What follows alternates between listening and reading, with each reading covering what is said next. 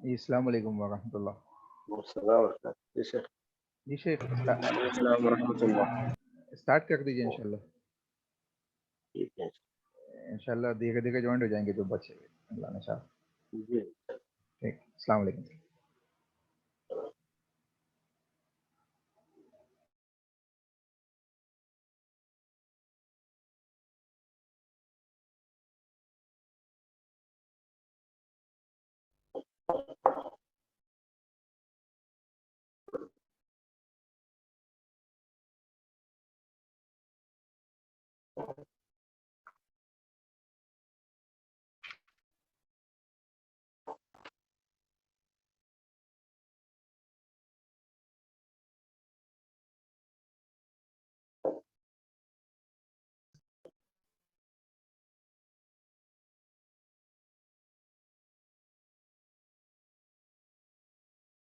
السلام علیکم ورحمۃ اللہ وبرکاتہ. الحمد للہ رب العالمین والصلاة والسلام علی رسولہ الامین وعلی آلہ واصحابہ ومن تبعہم بإحسان الی یوم الدین. اعوذ باللہ من الشیطان الرجیم. بسم اللہ الرحمن الرحیم. والضحیٰ واللیل اذا سجى ما ودعك ربك وما قلى وللآخرة خير لك من الأولى ولسوف يعطيك ربك فترضى ألم يجدك يتيما فآوى ووجدك ضالا فهدى ووجدك عائلا فأغنى فأما اليتيم فلا تقهر وأما السائل فلا تنهر وأما بنعمة ربك فحدث. قسم ہے داشت کی اور رات کی جب وہ چھا جائے. آپ کے رب نے آپ کو نہ چھوڑا اور نہ ناراض ہوا، اور البتہ آخرت آپ کے لیے دنیا سے زیادہ بہتر ہے، اور البتہ ان قریب آپ کا رب آپ کو اتنا دے گا کہ آپ راضی ہو جائیں گے. کیا اس نے آپ کو یتیم نہیں پایا، بس اس نے پناہ دی، اور اس نے آپ کو راہ بھولا ہوا پایا، بس اس نے آپ کو راہ دکھلائی، اور اس نے آپ کو مفلس پایا، بس اس نے بے نیاز کر دیا. بس رہا یتیم، بس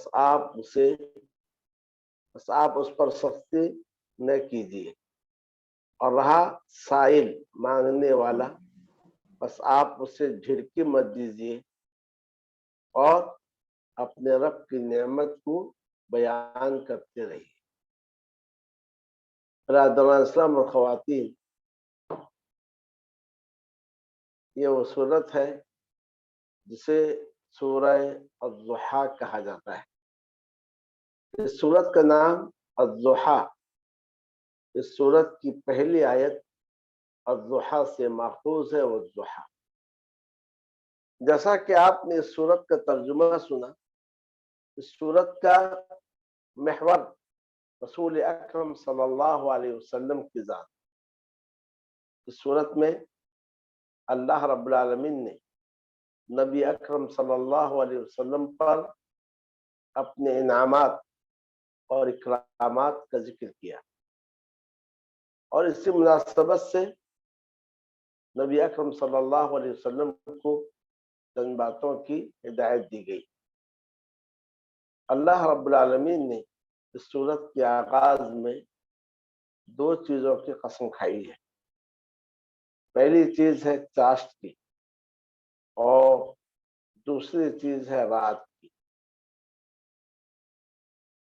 चाश्त से मुराद दिन की रोशनी है, और रात के छा जाने से मुराद रात की जुल्मत और अंधेरा है। इन दोनों चीजों की कसम खाने के बाद, यानी दिन की और रात की, या दिन की रोशनी और रात के अंधेरे की कसम खाने के बाद अल्लाह रब्बुल आलमीन ने फरमाया कि आपके रब ने आपको न छोड़ा और न आपसे नाराज हुआ। इस सूरत के नुज़ूल का पस मंजर ये है कि नबी अकरम सल्लल्लाहु अलैहि वसल्लम पर एक बार वही रुक गई, यानी वही के आने में ताखीर हुई। जब वही के आने में ताखीर हुई तो इस पर जैसा के बाद रिवायात में है, मुशरिकीन मक्का ने कहा क़द उद्दिय या मोहम्मद, कि मोहम्मद सल्लल्लाहु अलैहि वसल्लम को छोड़ दिया गया है, यानी मोहम्मद सल्लल्लाहु अलैहि वसल्लम के रब ने मोहम्मद सल्लल्लाहु अलैहि वसल्लम को छोड़ दिया है।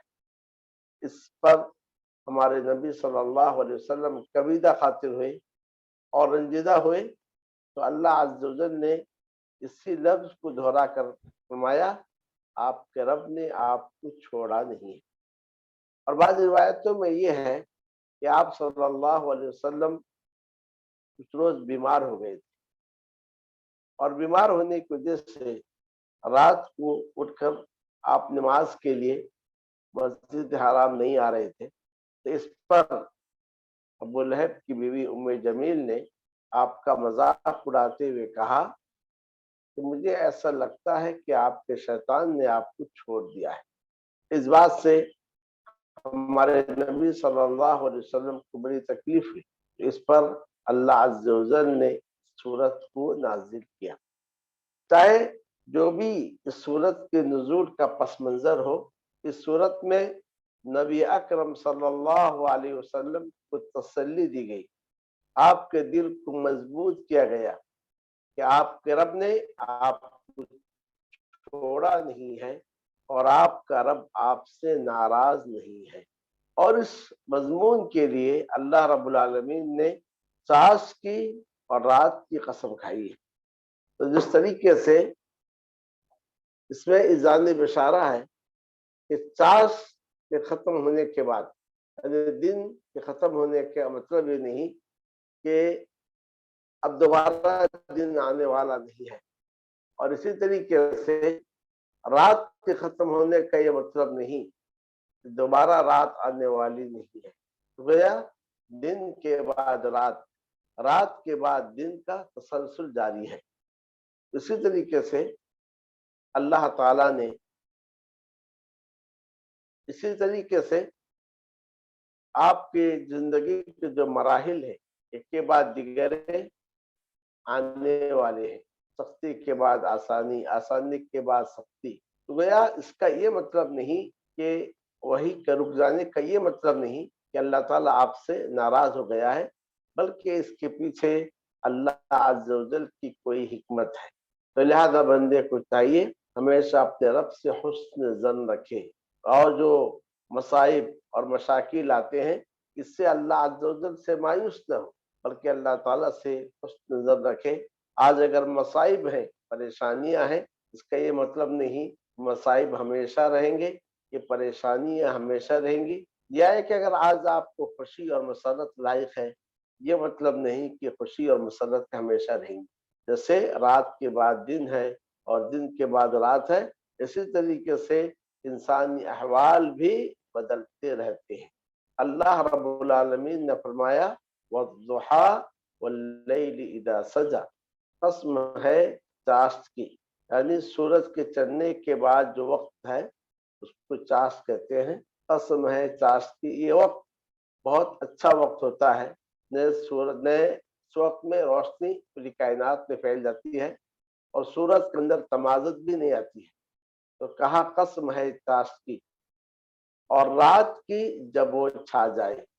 رات جب چھا جاتی ہے پھیل جاتی ہے تو رات میں قسم کا سکون آتا ہے کہ رات کا افضل وقت ہے. تو دن کے افضل وقت اور رات کے افضل وقت دونوں کی قسم کھا کر اللہ رب العالمین نے فرمایا کہ آپ کے رب نے آپ کو چھوڑا نہیں ہے اور نہ وہ ناراض ہے. یہاں ایک بات یاد رکھیں کہ قرآن مجید میں اللہ رب العالمین نے اپنی مخلوقات کی قسم کھائی ہے. اللہ تعالیٰ نے جو اپنی مخلوقات کی قسم کھائی ہے تو وہ اس کے پیچھے اللہ عز و جل کی حکمت ہے. اور اللہ تعالیٰ اپنی مخلوقات میں سے جس کی چاہے قسم کھا سکتا ہے، لیکن ہمیں اس بات کی تعلیم دی گئی ہے ہم جب بھی قسم کھائیں صرف اللہ تعالیٰ کی ہی قسم کھائیں. آپ کے رب نے آپ کو چھوڑا نہیں ہے اور ناراض بھی نہیں ہے. گویا یہاں پر دو چیزوں کی نفی کی گئی ہے کہ اللہ نے آپ کو چھوڑا نہیں ہے، کیونکہ کفار مکہ نے یہی کہا تھا قد عدی محمد، کہ محمد کو چھوڑ دیا گیا ہے. اللہ نے اسی لفظ کو دہرایا کہ آپ کے رب نے آپ کو چھوڑا نہیں اور آپ کا رب آپ سے ناراض نہیں. تو دو چیزوں کی نفی کی گئی ہے. اب یاد رکھیں نفی محض تعریف نہیں ہوتا ہے کہ کسی شخص کی تعریف نفی محض سے نہیں ہوتی. خالص نفی سے کسی کی تعریف نہیں ہے، بلکہ نفی محض سے مراد اس کی ضد ہے. آپ کے رب نے آپ کو چھوڑا نہیں ہے مطلب یہ ہے کہ وہ برابر آپ کا خیال کر رہا ہے. اور آگے بتایا کہ کس طریقے سے اللہ تعالیٰ نے آپ کا خیال کیا ہے. برابر آپ اللہ عز و جل کی رعایت میں ہیں، اللہ عز و جل کی نگہبانی میں، اور وہ آپ سے ناراض نہیں ہوا. اس کا مطلب یہ ہے وہ آپ سے محبت کر رہا ہے، وہ آپ کو چاہتا ہے، اور اسی لیے اللہ تعالیٰ نے آپ کو اپنا خلیل بنایا. جیسا کہ آپ جانتے ہیں کہ سارے انبیاء میں 5 انبیاء اولو العزم ہیں، اور ان 5 اولو العزم میں 2 نبی کو اللہ نے خلت یعنی محبت کی انتہائی درجے سے سرفراز کیا ہے. اور یہ دونوں کون ہیں؟ ابراہیم علیہ السلام ہیں اور ہمارے نبی محمد صلی اللہ علیہ وسلم ہے. جیسا کہ نبی اکرم صلی اللہ علیہ وسلم نے فرمایا ان اللہ اتخذنی خلیلا کما اتخذ ابراہیم خلیلا. اللہ نے مجھے خلیل بنایا ہے جیسا کہ ابراہیم علیہ السلام کو اللہ نے خلیل بنایا ہے. عام طور پر ہم اپنے واعظین سے سنتے ہیں کہ ابراہیم علیہ السلام کے لیے خلیل کا لفظ استعمال کرتے ہیں اور نبی اکرم صلی اللہ علیہ وسلم کے لیے حبیب کا لفظ استعمال کرتے ہیں. جیسا بلکہ ہونا یہ چاہیے جیسا ابراہیم علیہ السلام خلیل اللہ ہے، اسی طریقے سے ہمارے نبی صلی اللہ علیہ وسلم بھی خلیل اللہ ہے، خلیل الرحمن.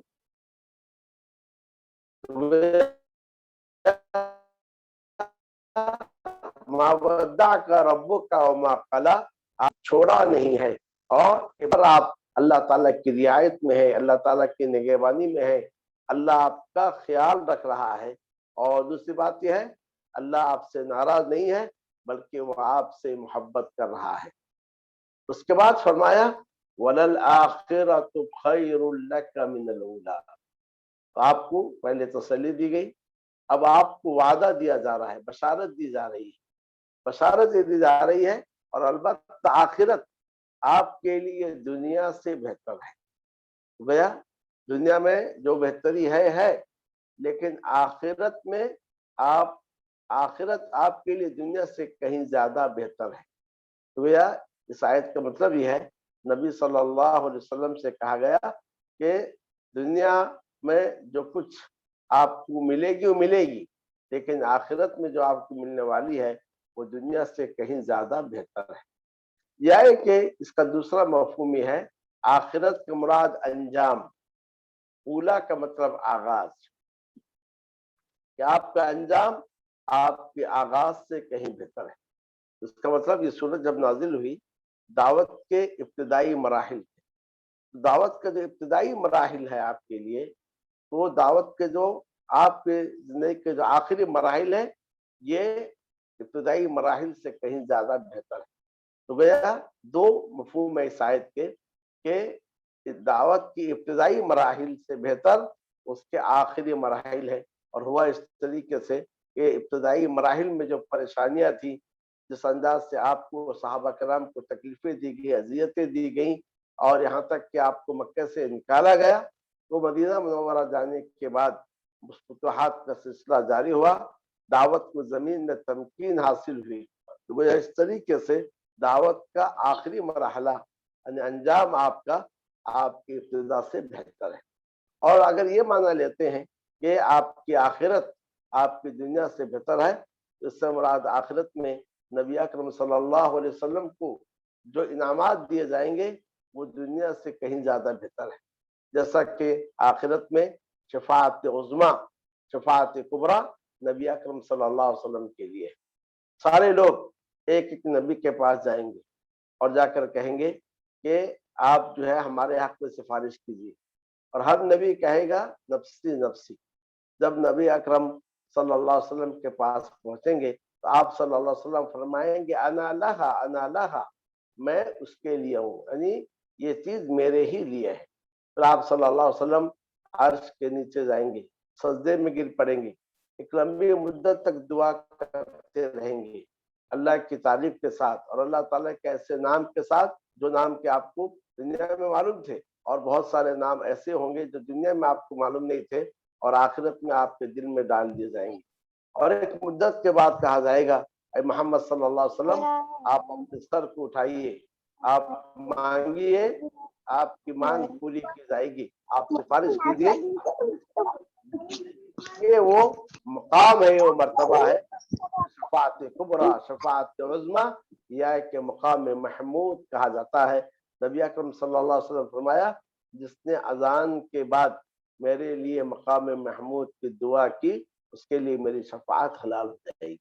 اذان کی جو دعا ہے اس میں جو مقام محمود کا ذکر ہے، یہ شفاعت کبریٰ کو مقام محمود کہتے ہیں، جس پر اگلے اور پچھلے آپ صلی اللہ علیہ وسلم اس طریقے سے آخرت میں آپ صلی اللہ علیہ وسلم کو حوض دیا جائے گا، اور ایسا حوض دیا جائے گا جو کسی اور نبی کو حاصل نہیں ہوگا۔ اور اسی طریقے سے آخرت میں آپ صلی اللہ علیہ وسلم کے حکم سے ہی جنت کا دروازہ کھلے گا آپ کی شفاعت کے بعد ہی، اور آپ سب سے پہلے جنت میں داخل ہوں گے، اور آپ کے بعد آپ کی امتی سب سے پہلے جنت میں داخل ہوں گے۔ تو اسی طریقے سے دیکھا جائے تو آخرت میں بھی نبی اکرم صلی اللہ علیہ وسلم کو جو ہے بہت سارے اکرامات سے اور انعامات سے نوازا جائے گا، اور چند ایسی شفاعتیں ہوں گی جو ہمارے نبی صلی اللہ علیہ وسلم کے لیے خاص ہوں۔ تو اللہ رب العالمین نے فرمایا اور البتہ آخرت آپ کے لیے دنیا سے بہتر ہے۔ گویا دو مفہوم ہے اس کے کہ انجام آپ کے لیے ابتدا سے بہتر ہے، اس کا تعلق دنیا سے ہے، اور دوسرا مفہوم یہ ہے کہ آخرت آپ کے لیے دنیا سے زیادہ بہتر ہے۔ اسی لیے ہم نبی اکرم صلی اللہ علیہ وسلم کو دیکھتے ہیں کہ آپ صلی اللہ علیہ وسلم دنیا پر توجہ نہیں دیتے۔ ایک مرتبہ کا واقعہ ہے کہ نبی اکرم صلی اللہ علیہ وسلم ایک حصیر پر لیٹے ہوئے تھے، آپ کے جسم پر حصیر کے نشانات پڑ گئے، صلی اللہ علیہ وسلم اٹھے تو جسم پر حصیر کے نشانات تھے، تو اس پر ایک صحابی نے کہا اے اللہ کے نبی صلی اللہ علیہ وسلم کیا ہم آپ کے لیے نرم گداز بستر نے بنا دیں؟ تو آپ صلی اللہ علیہ وسلم نے فرمایا ما لی وللدنیا، مجھے دنیا سے کیا لینا ہے، انما انا کراکب، میری مثال ایک مسافر کی ہے، استظل تحت شجرۃ ثم ترکها وراح، جو ایک درخت کے نیچے سائے لیا اور پھر اس کو چھوڑ دیا اور آگے بڑھ گیا۔ تو آپ صلی اللہ علیہ وسلم دنیا کے معاملے میں ازہد الناس تھے۔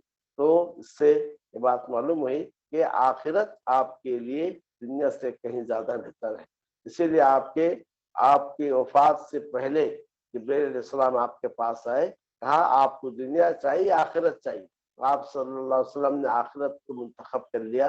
پھر آپ نے اپنے صحابہ سے کہا کہ اللہ نے اپنے ایک بندے کو اختیار دیا کہ وہ دنیا کو لے لے یا کہ آخرت کو لے لے، मगर उसने आखिरत को पसंद कर ली। तो इससे सहाबा किराम रोने लगे और ये सहाबा किराम को मालूम हो चुका अब आपके रहलत का वक्त करीब आ चुका है।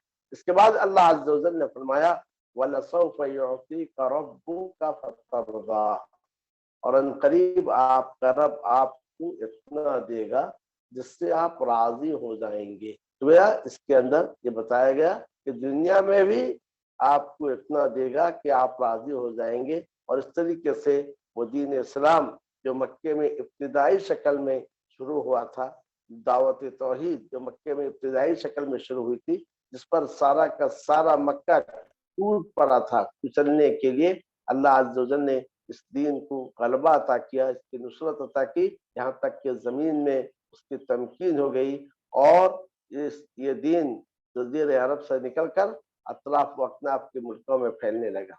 और इसी तरीके से आखिरत में भी अल्लाह अज़्ज़ व जल ने आपके लिए जो इनामात दिए हैं वो सारी बातें आप सुन चुके हैं कि आपका रब आपको इतना देगा इससे आप राजी हो जाएंगे। तो लिहाजा चंद रोज के लिए वही कहने आने की वजह से आप परेशान मत हो, आप अपने दिल को छोटा मत करें, आप गमजीदा न हो। इसमें अल्लाह अज़्ज़ व जल की वही हिकमत होगी और इसमें अल्लाह अज़्ज़ व जल के जानिब से कोई राज होंगे जिसकी वजह से वही ने आई है। तो लिहाजा आप जो है कभी खातिर न हो और अल्लाह अज़्ज़ व जल से हुस्न ज़न रखें कि वो रब आपको इतना देगा कि आप इससे राजी हो जाएंगे। उसके बाद अल्लाह ताला ने नबी अकरम सल्लल्लाहु अलैहि वसल्लम पर अपने 3 एहसानात का जिक्र किया। इन 3 एहसानात में से पहला एहसान ये है, आप सल्लल्लाहु अलैहि वसल्लम यतीम थे, अल्लाह ताला ने आपको जगह दी, पनाह दी। आप सल्लल्लाहु अलैहि वसल्लम गुमराह थे। गुमराह का मतलब क्या है? रास्ते से भटके हुए थे। आपको नहीं मालूम था कि अल्लाह अज़्ज़ व जल की इबादत कैसी की जाए, तो अल्लाह ताला ने आपको वो रास्ता बतलाया, हिदायत का रास्ता बतलाया। और तीसरी बात यह है, आप मुफलिस थे, फकीर थे, अल्लाह ताला ने आपको बेनियाज किया। तो इन 3 नेमतों का जिक्र करके नबी अकरम सल्लल्लाहु अलैहि वसल्लम से कहा जा रहा है, जिस रब ने आपका इतना ख्याल किया कि वो और जिसने आपके ताल्लुक से इतना एहतिमाम किया है और ऐसे संगीन मोड़ पर जिस रब ने आपको साथ दिया है, क्या वो रब आपको छोड़ सकता है? क्या वो रब आपसे नाराज हो सकता है? यानी नहीं। अलम यजिद का यतीमन पावा, क्या उसने आपको यतीम नहीं पाया, बस उसने पनाह दी। नबी अकरम सल्लल्लाहु अलैहि वसल्लम की विलादत से पहले ही आप सल्लल्लाहु अलैहि वसल्लम के वालिद दुनिया से रुखसत हो चुके थे। आप सल्लल्लाहु अलैहि वसल्लम यतीमियत की हालत में पैदा हुए और उसके बाद अभी आप सल्लल्लाहु अलैहि वसल्लम अपनी उम्र के 6ठे मरहले को नहीं पहुंचे थे। आपकी उम्र 6 साल की थी कि आपकी वालिदा इस दुनिया से रुखसत हो गई। फिर आप सल्लल्लाहु अलैहि वसल्लम अपने दादा की कफालत में आए। अभी आप सल्लल्लाहु अलैहि वसल्लम की उम्र 8 बरस की नहीं हुई कि आपके दादा भी दुनिया से रुखसत हो गए। फिर अल्लाह अज़्ज़ व जल ने आप सल्लल्लाहु अलैहि वसल्लम के लिए इंतजाम किया और आप अपने चचा अबू तालिब की कफालत में आए। और इस तरीके से हिजरत से पहले अबू तालिब का भी इंतकाल हो गया और अबू तालिब के इंतकाल के बाद कुफार मक्का आपको बहुत अजियत देने लगे और आप सल्लल्लाहु अलैहि वसल्लम कहा करते थे, अगर अबू तालिब जिंदा होते ये कुफार मेरे साथ ऐसा मामला न करते। मगर ये हुआ कि इसके बाद हिजरत का वाकया पेश आया। अल्लाह अज़्ज़ व जल ने अंसार के 2 कबीले औस और हजरत की शक्ल में आपको हिमायती दिए और इस तरीके से अंसार और मुहाजिरीन आपकी हिमायती बन गए। वे इस तरीके से आप यतीम बनकर पैदा हुए थे, लेकिन अल्लाह अज़्ज़ व जल ने जिंदगी के हर मरहले में आपके लिए हिमायती बनाए और आपके लिए मददगार बनाए। और उसके बाद फरमाया क्या, और उसने आपको ज़ाल पाया। ज़ाल का मतलब क्या है कि ज़ालिम कहते हैं राह भटका हुआ, गुमराह। तो यहाँ ज़ाल का मतलब राह भटका हुआ का मतलब ये है कि जब नबी अकरम सल्लल्लाहु अलैहि वसल्लम की विलादत हुई تو نبوت سے پہلے تک آپ کو نہیں معلوم تھا کہ اللہ عز و جل کی عبادت کا طریقہ کیا ہے۔ کفار کا جو طور و طریقہ تھا، اس سے نبی اکرم صلی اللہ علیہ وسلم رنجیدہ رہتے تھے، کبھی آپ کو بت پرستی پسند نہیں آئی، اور اس طریقے سے جاہلیت کے عادات کبھی آپ کو پسند نہیں آئے، تو آپ ہمیشہ اس طلب میں رہتے تھے کہ کون سا صحیح طریقہ ہے جس سے میں اپنے رب کی عبادت کر سکوں، جیسا کہ اللہ تعالیٰ نے فرمایا وَكَذَلِكَ أَوْحَيْنَا إِلَيْكَ رُوحًا مِّنْ أَمْرِنَا، اسی طریقے سے ہم نے آپ کے جانب ہمارے معاملے میں سے روح کی وحی کی، یعنی قرآن کی وحی کی۔ مَا كُنْتَ تَدْرِي مَا الْكِتَابُ وَلَا الْإِيمَانُ، آپ کو معلوم نہیں تھا کہ کتاب کیا ہے، ایمان کیا ہے، وَلَكِنْ جَعَلْنَاهُ نُورًا نَهْدِي بِهِ مَن نَّشَاءُ مِنْ عِبَادِنَا، لیکن ہم نے آپ کو ایک نور دیا جس کے ذریعے سے ہم اپنے بندوں کو ہدایت سے سرفراز کرتے ہیں۔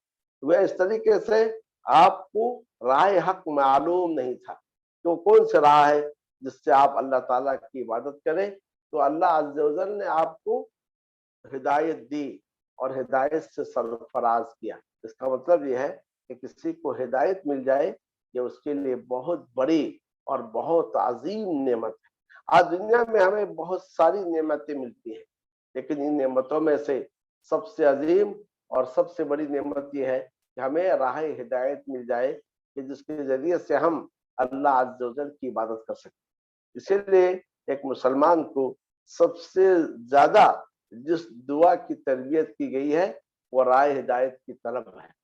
ہر مسلمان دن میں 5 مرتبہ نماز پڑھتا ہے اور ہر نماز کی ہر رکعت میں یہ دعا کرتا ہے کہ اہدنا الصراط المستقیم، اے ہمارے رب تو ہمیں صراط مستقیم کی ہدایت دے۔ تو وہ صراط مستقیم کی ہدایت کے لیے دعا جو کی جاتی ہے، صراط مستقیم دکھلا اور اس پر قائم رکھ، اس سے زیادہ کسی اور چیز کی دعا نہیں کی جاتی ہے۔ تو وہ کسی کو ہدایت مل جائے کہ اس کے لیے اللہ عز و جل کے جانب سے بہت بڑی اور بہت عظیم نعمت ہے۔ نبی اکرم صلی اللہ علیہ وسلم رات کو اٹھ کر دعا کرتے تھے، اللہم رب جبرائیل و میکائیل و اسرافیل فاطر السماوات والارض انت تحکم بین عبادک فیما کانوا فیہ یختلفون۔ اس کے بعد فرماتے اہدینی لما اختلف فیہ من الحق باذنک انک لتہدی الی صراط مستقیم، اے اللہ کہ تو اپنے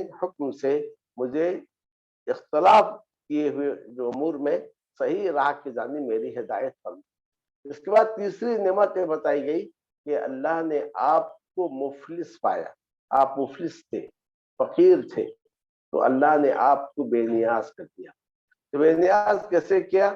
اللہ تعالیٰ نے آپ کی رہنمائی تجارت کی جانب، آپ صلی اللہ علیہ وسلم تجارت کیے اور تجارت میں آپ نام کمائے۔ پھر خدیجہ رضی اللہ تعالیٰ عنہ نے آپ کی شہرت سن کر آپ کو اپنے مال میں شریک کیا، پھر انہوں نے آپ سے شادی کر لی اور اس طریقے سے اپنے نفس اور اپنے مال کے ذریعے آپ کی غمخواری کی۔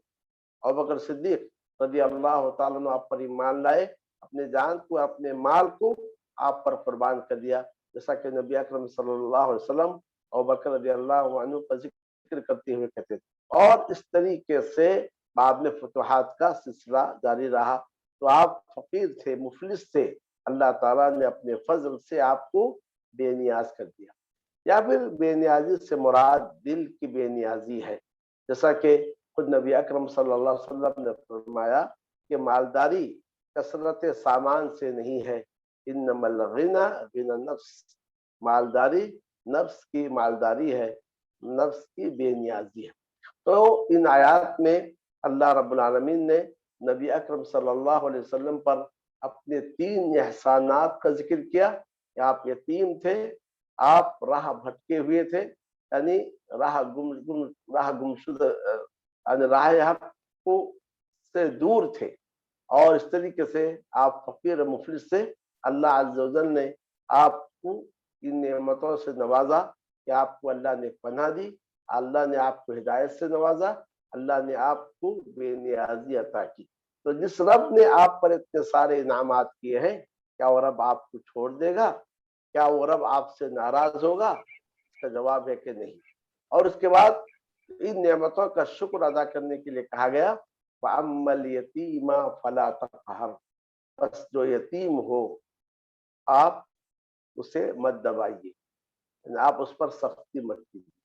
یتیم کا دل بہت ہی نرم ہوتا ہے، کیونکہ دنیا میں سب کچھ دیکھتا ہے کہ لوگ بچے اپنے باپ کے ساتھ چلتے ہیں، باپ کے گود میں بیٹھتے ہیں، باپ کی انگلی پکڑ کے چلتے ہیں، اور وہ دیکھتا ہے دنیا میں اس کا کوئی باپ نہیں ہے جو اس کے ضد کو پورا کرے، جو اس کے مطالبات کو پورا کرے، جس کی انگلی پکڑ کے وہ چلے، تو اس کا دل بہت ہی نرم ہوتا ہے۔ تو کوئی تھوڑی سی بات آپ یتیم سے کہیے، کچھ سختی کیجیے، اس کی آنکھوں سے آنسو نکل پڑتے ہیں۔ تو کہا گیا جیسے اللہ نے آپ کو یتیمی کی حالت میں پناہ دی تھی، اب آپ بھی یتیم کے ساتھ ویسا ہی سلوک کیجیے کہ آپ یتیم پر سختی مت کیجیے۔ تھوڑی سی بھی سختی یتیم پر کریں گے، اس سے اس کا دل ٹوٹ جائے گا۔ نبی اکرم صلی اللہ علیہ وسلم نے یتیم کے کفالت کرنے والے کی فضیلت بیان کی ہے کہ میں اور یتیم کے کفالت کرنے والے جنت میں اس طرح رہیں گے۔ آپ نے اپنے 2 انگلیوں کو دکھایا، دونوں کے درمیان ہلکی سے جو ہے کشادگی رکھی، اور اس کے بعد فرمایا اور جہاں تک مانگنے والا ہے، سائل ہے، آپ اسے جھڑکی مت دیجیے، آپ اچھے انداز سے اس کے ساتھ پیش آئیے، جو ہے آپ دیجیے، اور اچھے انداز سے اسے گفتگو کیجیے، اسے جھڑکی مت دیجیے۔ آج بہت سارے لوگ سائل کو دیتے بھی ہیں اور جھڑکتے بھی ہیں، تو لہذا ہمیں چاہیے کہ جھڑکے سے بچیں، کیونکہ یہ جو ایسی جھڑکی ایسی چیز ہے جس سے انسان جو ہے ثواب سے محروم ہو جاتا ہے۔ لا تبطلوا صدقاتکم بالمن والاذى، اپنے صدقات کو احسان جتا کر اور تکلیف دے کر باطل نہ کرو۔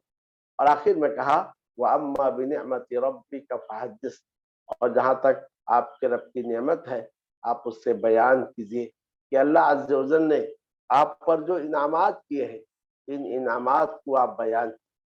یہ جو نعمتوں کا بیان ہے، یہ بیان بطور تحدیث نعمت، بطور شکر گزاری ہے، بطور فخر و مباحت نہیں ہے۔ انسان پر جو اللہ کے انعامات ہیں انسان اسے بیان کرے، بطور فخر و مباحت نہیں بلکہ بطور شکر گزاری بیان کرے، کیونکہ انسان جب نعمتوں کو اس پر جو اللہ کی نعمت ہے اس کو بیان کرے گا، اس سے بطور شکر گزاری بیان کرے گا، اس سے فخر سے، دوسروں کی تحقیر سے، انانیت سے یا ناپرستی سے، اس قسم کی دیگر خرابیوں سے اپنے آپ کو بچا لے گا۔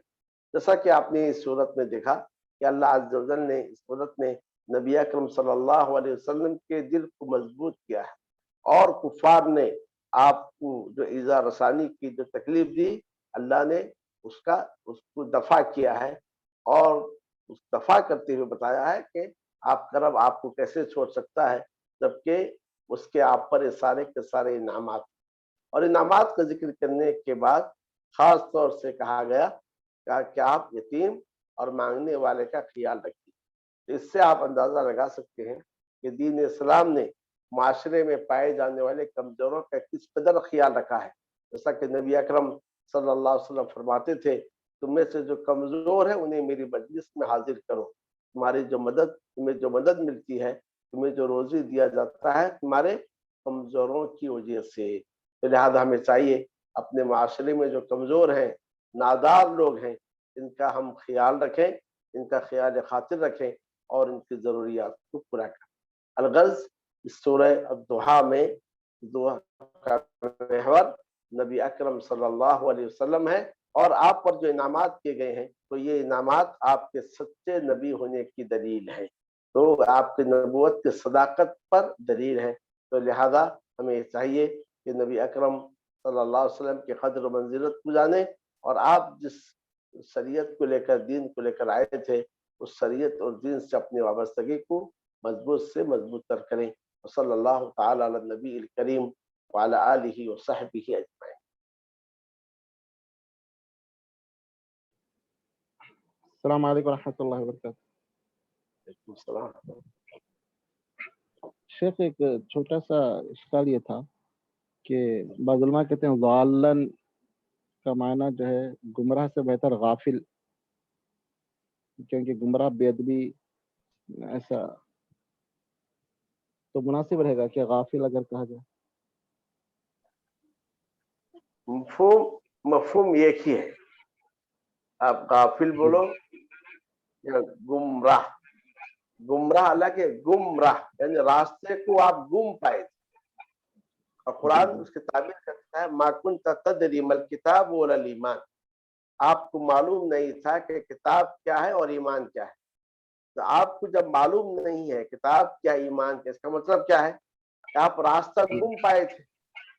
ابھی ہمارے اپنے اردو کی نزاکت ہے، گمراہ کو جو دوسرے معنی میں لیا جاتا ہے یہ اردو کی نزاکت.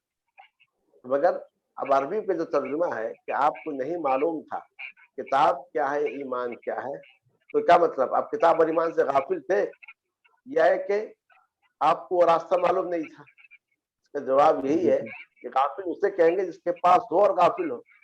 اصل سے آپ کو حق کا راستہ معلوم ہی نہیں.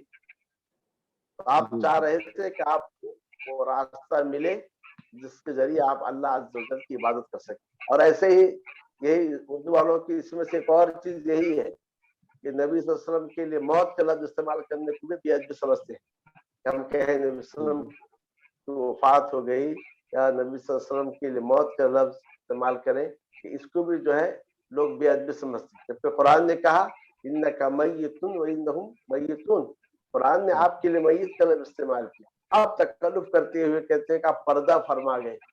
یہ سب اردو کی نزاکتیں ہیں. تو آپ جو بھی کریں مقصد یہی ہے کہ زال کا مطلب یہ ہے کہ آپ کو معلوم نہیں تھا کہ آپ کے حق کا راستہ کیا ہے. اس نے بعد میں کہا آپ کو اس نے راہ بھولا پایا، تو اس سے بچتے ہوئے لفظ گمراہ سے بچتے ہوئے کہا راہ بھولا، یعنی آپ حق راہ کو بھول گئے تھے، یعنی حق راہ کے آپ کو معلوم نہیں. خلاصہ یہی ہے کہ آپ صلی اللہ علیہ وسلم کو معلوم نہیں تھا کہ کس طریقے سے اللہ کی عبادت کی جائے یہاں تک کہ وہی آپ صلی اللہ علیہ وسلم کے پاس آئے. جزاک اللہ خیر. جی السلام علیکم شیخ، ایک سوال آیا ہے میسج میں، کیا بھائی کے مال کی زکوٰۃ کی رقم سے بہن کا قرض ادا کیا جا سکتا ہے کیا؟ ٹاپک سے ہٹ کے تو بھائی اور بہن جو ہے مطلب یہ ہے کہ ایک سوال سے لگا نا کہ دونوں الگ ہی ہے، یعنی بہن اپنے الگ گھر میں ہے یا بھائی کی کفالت میں ہے. لیکن اگر کوئی کسی کی کفالت میں ہے جی تو پھر وہ اس کو زکوٰۃ نہیں دی. جو بہن بھائی کی کفالت میں ہے تو بھائی اپنی زکوٰۃ بہن کو نہیں دی کیونکہ اس کی کفالت میں. اب بہن کی شادی ہو چکی ہے، وہ اپنے شوہر کی کفالت میں ہے تو بھائی کی ذمہ داری نہیں ہے. ایسی صورت میں وہ اس کو دے سکتا ہے. کیونکہ بھائی اگر جیسا باپ اپنے بیٹے کو نہیں دے گا، بیٹا اپنے باپ کو نہیں دے گا، کیونکہ ان دونوں کی ذمہ داری ہے ایک دوسرے کی کفالت. جی جی بے شک. جی جزاک اللہ خیر واحسن الجزاء. اور کسی کا کوئی سوال ہو تو پوچھ لیجیے کیونکہ ٹائم بالکل ختم ہونے پہ ہے. شیخ جو نہیں سے بہتر ہے نہیں ہے محض، یہ پوائنٹ کو تھوڑا دہراتے شیخ.